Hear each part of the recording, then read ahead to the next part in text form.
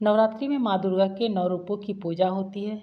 जानिए देवी के प्रत्येक रूप का क्या है महत्व। नवरात्रि के 9 दिनों तक माता का प्रिय भोग लगाएं, जिससे मिलेगी रोग दोष से मुक्ति। हिंदू पंचांग के अनुसार आश्विन शुक्ल पक्ष की प्रतिपदा तिथि से नवरात्रि की शुरुआत हो जाती है।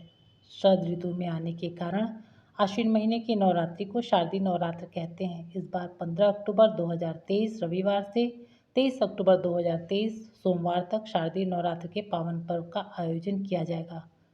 9 दिनों के इस पर्व को सनातन धर्म के लोग पूरी श्रद्धा और विश्वास के साथ मनाते हैं।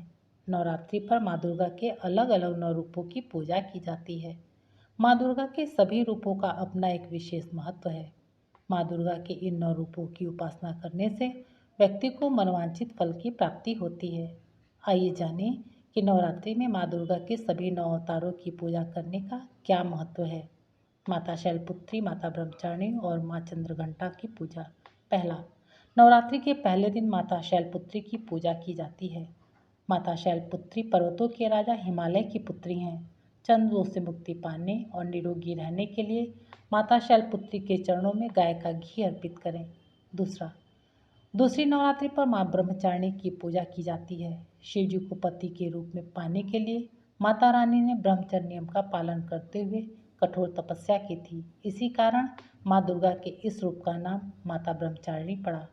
माता ब्रह्मचारिणी को शक्कर का भोग लगाने से व्यक्ति को मंगल दोष से मुक्ति मिलती है।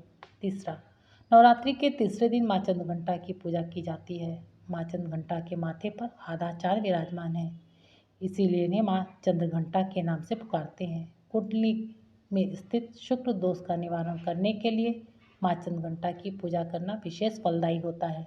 माँ चंद्रघंटा को दूध चावल से बनी मीठी खीर का भोग लगाया जाता है। माता कुष्मांडा, स्कंद माता और माँ कात्यायनी की पूजा। चौथा, माँ कुष्मांडा की आराधना से व्यक्ति को बुद्धि और विवेक का आशीर्वाद प्राप्त होता है। कुष्मांडा देवी की पूजा के प्रभाव से व्यक्ति को सारे दोष से मुक्ति मिलती है।